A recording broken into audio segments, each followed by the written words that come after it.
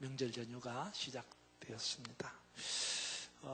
제가 조금 전에도 말씀드렸다시피 이것은 다른 한편으로 보면 새로운 한 해가 시작되었습니다 라는 의미입니다.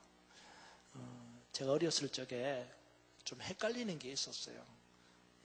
머리가 별로 안 좋아가지고 뭐냐 그러면 1년이 시작이 되었는데 가다가 또 1년을 시작하는 거예요.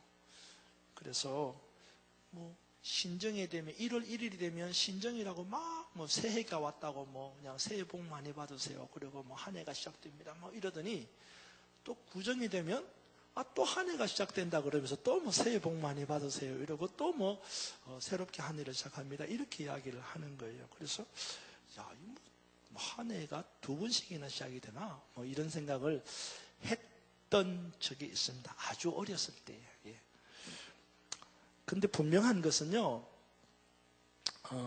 신정이나 구정의 의미가 뭐냐? 의미가 뭐예요?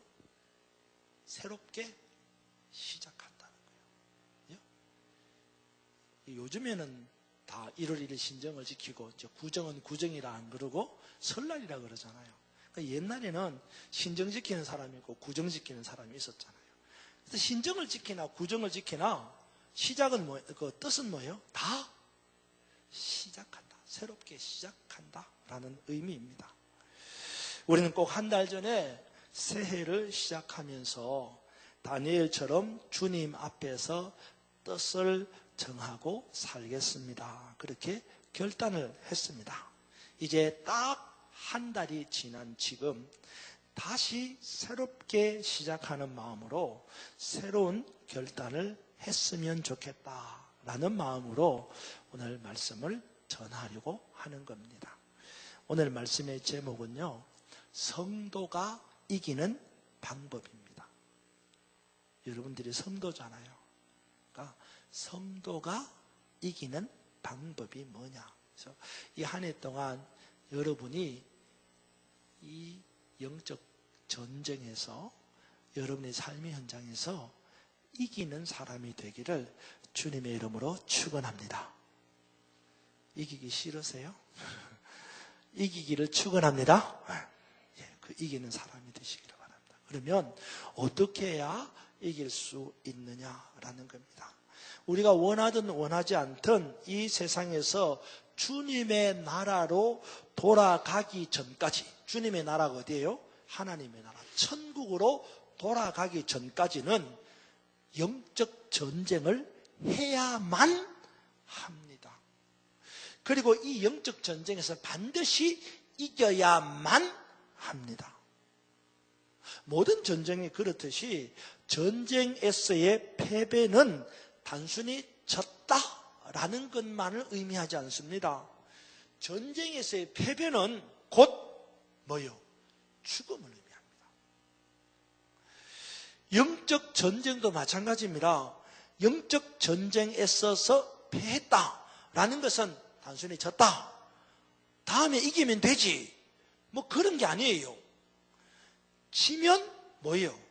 죽는 거예요. 전쟁에서의 패배는 죽음입니다. 영적 전쟁에서의 패배는 단순히 이번 판에는 졌다, 다음 판에 이기면 되지, 그런 게 아니라는 거예요.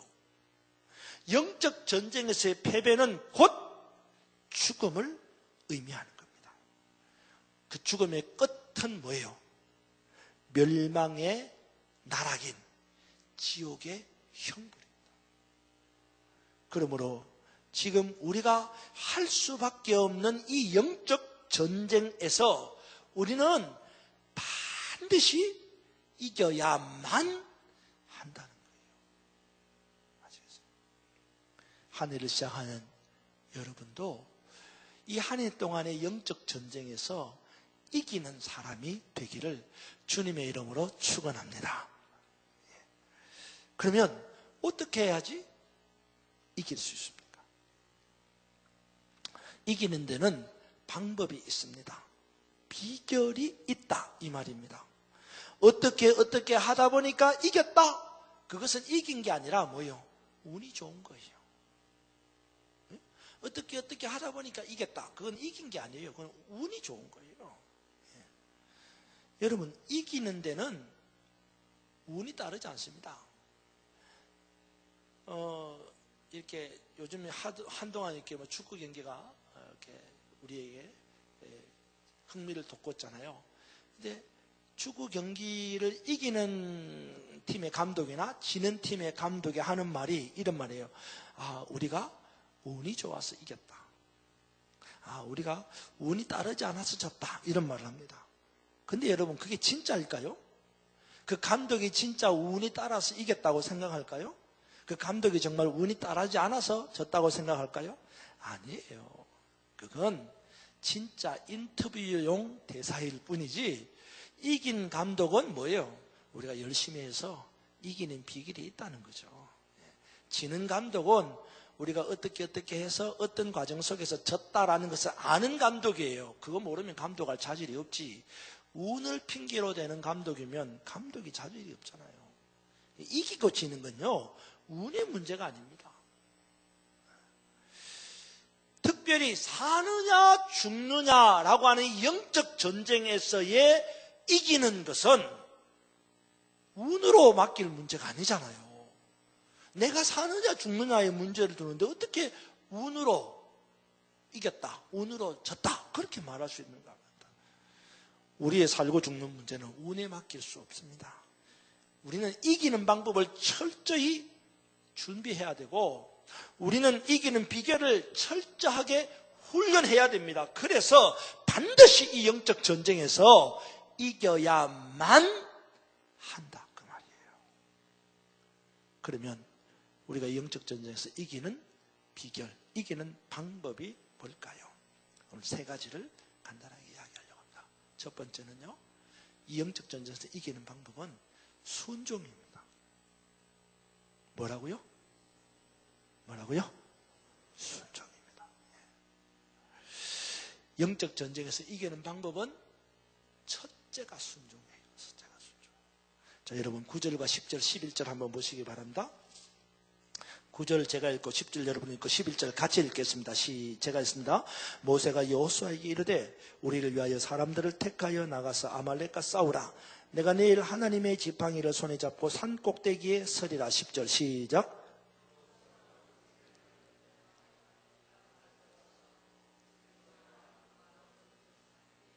같이 읽읍시다. 모세가 손을 들면 이스라엘이 이기고 손을 내리면 아말렉이 이기더니. 아멘. 그렇습니다. 이스라엘이 아말렉과의 영적 전쟁에서 이길 수 있었던 비결이 뭐냐? 첫 번째가 순종이었다, 이 말입니다. 여러분 10절 보세요. 다시 10절에 이렇게 말합니다. 여호수아가 모세의 말대로 행하여 아말렉과 싸웠더니, 여호수아가 모세의 말대로 행하여 아말렉과 싸웠더니, 그 말은 무슨 말이에요? 여호수아가 모세의 말대로 행했다는 말은 순종했다, 이 말이에요. 출애굽한 이스라엘 백성들이 막강한 아말렉과 전쟁을 하게 되었습니다. 여러분, 이걸 알아야 됩니다. 뭐냐면 출애굽한 이스라엘 백성들이 광야 생활을 하면서 전쟁을 피할 수가 없었다는 사실을 알아야 합니다. 가나안 땅을 향해 가는 이스라엘 백성들이 광야에서 전쟁하는 생활을 하지 않으면 안 되었다는 것이에요. 그 말은 무슨 말입니까? 광야에서는 반드시 뭐가 따른다? 전쟁이 따라온다라는 거예요. 싸움이 따라온다는 겁니다. 평안하고 싶죠, 광야에서. 그죠? 광야에서 그냥 아무 일도 안 생겼으면 좋겠죠. 절대로 그렇지 않아요.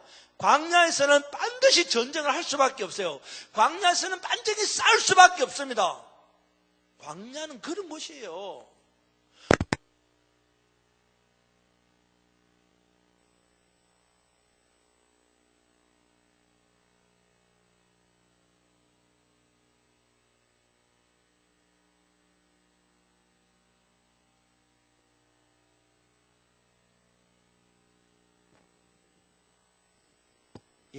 오늘 저와 여러분이 살아가는 이 삶의 현장도 뭐라 그래요? 광야와도 같은 인생이라고 그럽니다.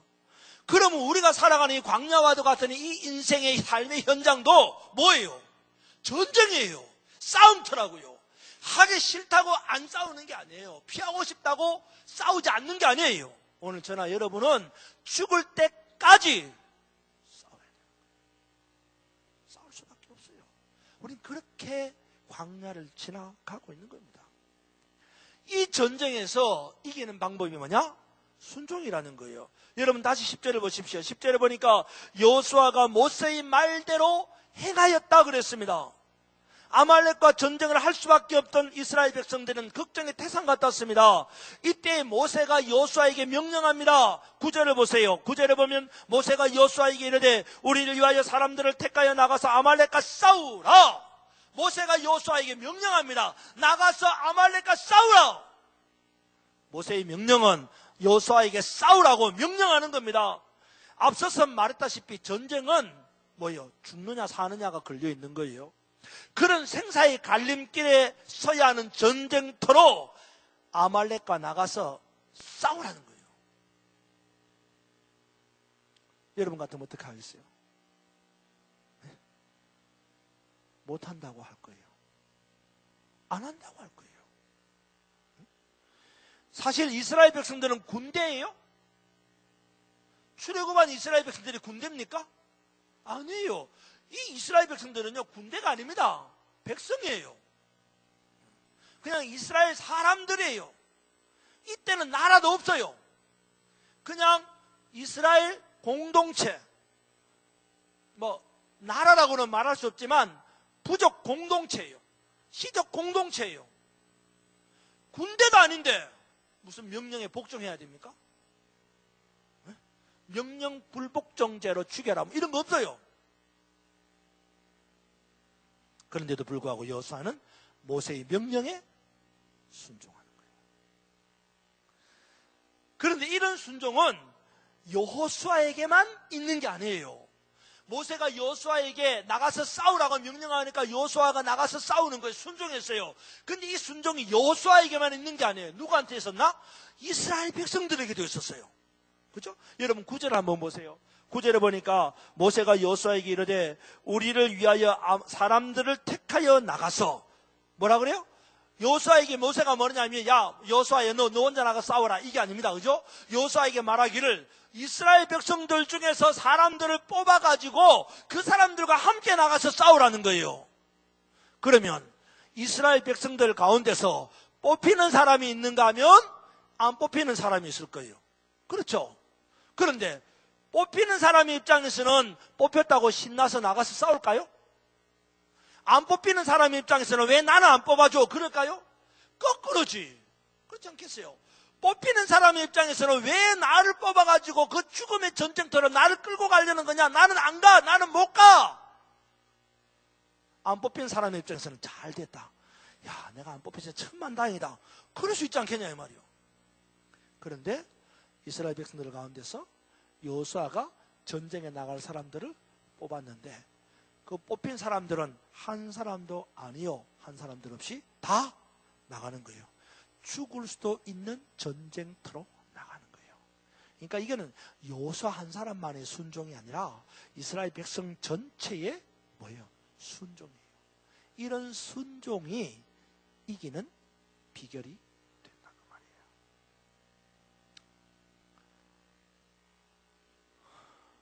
지금 우리에게도 이런 순종이 필요합니다.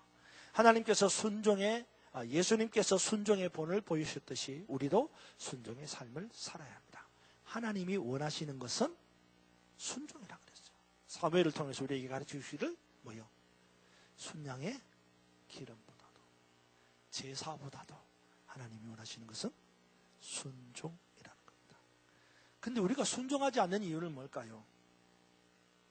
지금 이스라엘 백성들이 순종하는 이유는 뭘까요? 그들은 죽음에 대한 두려움이 없을까요? 그들은 자기 이권이 없었을까요? 그럼에도 불구하고 그들은 순종을 합니다. 우리는 순종을 하지 못하는 이유가 뭘까요? 우리는요, 우리에게 주어진, 내게 주어진 것을 포기하지 못하는 거예요. 내 주권을 내려놓지 못하는 거예요. 손해보면 절대로 순종하지 않습니다. 딱 하다가 이게 손해다 싶으면 안 해. 그렇잖아요, 여러분? 냉정하게, 제가 냉정이라는 말 설명해 드렸죠? 냉정하게 자기 자신을 한번 보자고요. 지금 저도 마찬가지예요. 저도 지금 제가 이렇게 설교하면서 저도 저 자신에 대해서 냉정하게 바라보니까 너는 안 그러나 이 말이야. 네 주권에 네 이해가 내 이익이 손해를 보면 순종 안 하려고 하지 않느냐. 지금 제보고 냉정하게 물어보는 거예요. 여러분 어떠세요? 우리가 순종 안 하는 이유는 바로 그거예요. 우리 안에 내 것을 놓지 못하는, 내 것을 포기하지 못하는 그것이 살아있기 때문에 순종이 안 되는 거예요. 사랑하는 여러분, 우리 주님이 십자가에서 모든 것을 다 내려놓았어요. 누구든지 나를 따라하려거든 자기 십자가를 지고 나를 따르라 그랬습니다. 그 십자가를 진다는 게 뭘까요?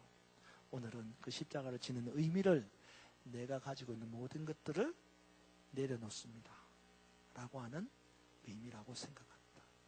여러분들도 이 한 해를 살아갈 때에 내가 가지고 있는 것들을 내려놓고 순종의 길로 걸어가므로 진정한 승리가 여러분에게 있기를 주님의 이름으로 축원합니다. 두 번째는 이스라엘 백성들이 또 여호수아가 모세가 승리할 수 있었던 것은 여러분이 잘 아는 바와 같이 모세의 기도 때문이었습니다. 그러니까 기도가 이기는 방법이라는 거예요. 기도가 응답의 방법이라는 겁니다. 여호수아와 이스라엘 백성들을 모세가 여호수아 이스라엘 백성들을 전쟁터로 내몰았습니다. 그죠? 모세가 여호수아에게 너 전쟁터로 나가. 또 이스라엘 백성들을 몇 명을 뽑아갖고 전쟁터로 나가. 모세가 명령하고 그 명령을 받아서 순종한 모세와 이스라엘 백성들이 전쟁터로 나가는 거예요. 결국은 모세의 명령에 의해서 이스라엘 백성들과 여호수아가 전쟁터로 내몰리게 되는 거예요. 그런데 여러분 그런 생각 안 드세요? 너는 나한테 전쟁터로 나가라고 하는 모세 너는 그런 생각 안 드세요? 응? 너는 뭐하고? 왜 우리 보고 나가라 그래? 그런 생각 안 드냐 말이에요. 정작 모세 자신은 생사의 갈림길에 서게 되는 전쟁터로 가지 않으면서 왜 나를 보내느냐? 그렇게 생각하지 않는 거예요. 하지만 여러분 잘 알아야 된다. 각자의 역할이 있어요. 무슨 말인지 알아요? 각자의 역할이 있어요. 각자의 분량이 있다 이 말이에요. 여호수아는 여호수아대로의 역할이 있고요. 이스라엘 백성은 이스라엘 백성대로의 역할이 있고요. 모세는 모세대로의 역할이 있다 이 말이에요. 무슨 말인지 알아요? 모세의 역할은 뭐예요? 기도하는 거예요. 오늘 본 거예요. 모세의 역할은 기도하는 거였어요. 전쟁터에 나가서 칼 들고 창 들고 싸울 수도 있지만 오늘의 모세의 역할은 기도자였다 그 말이에요. 사람들은 이렇게 생각할 수 있습니다. 이 판국에 기도가 중요하냐? 한 사람이라도 나가서 칼 들고 싸워야지. 그렇게 생각할 수 있잖아요. 하지만 기도가 중요하다는 거죠. 그리고 누가 기도하느냐는 매우 중요한 문제입니다. 누가 기도하느냐? 중요해요. 중요하다고. 여러분 보세요. 여러분이 이 담임 목사에게 목사님 이런 기도 좀 해주세요. 부탁할 때 있죠. 그거 왜 나한테 부탁합니까? 담임 목사니까. 여러분이 생각하는 주의 종이니까. 여러분이 생각하는 담임 목사이니까. 그래서 여러분들이 기도하는 사람이라고 기도를 부탁하는 거예요. 누가 기도하느냐가 중요한 겁니다. 비록 모세는 전쟁터로 나가지 않았지만 산 꼭대기에 올라가서 두 손을 들고 하나님께 기도하는 기도의 사람이었다라는 것입니다. 여호수아는 종으로서 종의 분량, 순종의 분량이 있었어요. 모세는 기도자로서 하나님께 기도의 분량이 있었다 이 말입니다. 여러분, 기도가 있는 곳에 승리가 있습니다. 기도의 분량을 채움으로 승리하는 여러분 되기를 주님의 이름으로 축원합니다. 세 번째, 이스라엘 백성들이 이 아말렉과의 전쟁에서 이길 수 있었던 방법은 세 번째는 협력이었습니다. 협력. 12절을 여러분 보시기 바랍니다. 12절. 모세의 팔이 피곤함에 그들이 돌을 가져다가 모세의 아래에 놓아 그가 그 위에 앉게 하고 아론과 홀이 한 사람은 이쪽에서 한 사람은 저쪽에서 모세의 손을 붙들어 올렸더니 그 손이 해가 지도록 내려오지 아니한지라. 그렇습니다. 이스라엘이 이 전쟁터에서 이길 수 있었던 비결은 아론과 훌이 협력했기 때문입니다. 이기는 비결 가운데 하나가 뭐냐? 협력이라는 거예요. 아까도 말씀드렸다시피 모세가 하는 일이 있는가 하면 여호수아가 하는 일이 있고, 또 여호수아가 하는 일이 있는가 하면 이스라엘 백성들이 하는 일이 있습니다. 각자가 각자의 맡은 바 역할을 잘 감당하는 것입니다. 그런데 그 각자가 각자의 맡은 바 역할을 잘 감당함에 있어서 너는 따로 나는 따로 다 각자가 따로따로 하는 게 아니라 그 각자의 맡은 바 역할을 협력해서 이루어가는 거예요. 협력해서. 오늘 이스라엘 백성들이 이 전쟁에서 이길 수 있었던 방법은 아론과 훌이 자기의 역할을 맡아서 모세를 협력하는 그 협력 속에서 손이 내려오지 않는, 그래서 승리하는 승리자가 되었다, 이 말입니다. 여러분, 돕는다는 것은 굉장히 중요한 것입니다. 저도 사역을 하다 보면 돕는 사람이 얼마나 중요한지 모릅니다. 바울의 일대 사역 가운데서 돕는 자의 중요성을 로마서 16장에서 밝히고 있습니다. 바울은 로마서 16장에서 로마서를 끝내면서 나를 도와주었던 나의 동력자들이라고 하는 이름을 쫙 거명을 합니다. 그리고 그 동력자들 때문에 내가 이 복음을 끝까지 잘 전할 수 있었다고 바울은 말하고 있습니다. 저는 여러분들에게 여러분들을 돕는 협력자가 있는지를 묻고 싶습니다. 저도 저 자신에게 물어봅니다. 너는 너 사역을 도와주는 협력자가 있느냐? 물어봅니다. 여러분은 여러분의 삶에 있어서 여러분의 삶의 영적 전쟁을 이길 수 있도록 도와주는 협력자가 있습니까?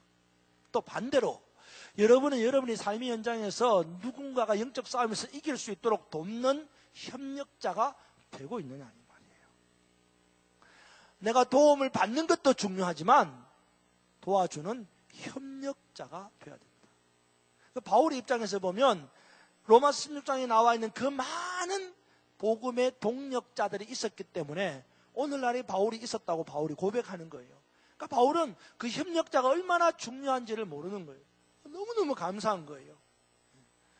여러분도 마찬가지입니다. 여러분의 삶의 현장에서 누가 나를 도와주는 것도 중요하지만 여러분이 그렇게 남의 삶에 영향력을 주는 협력자로서의 존재가 되어야 한다는 것입니다.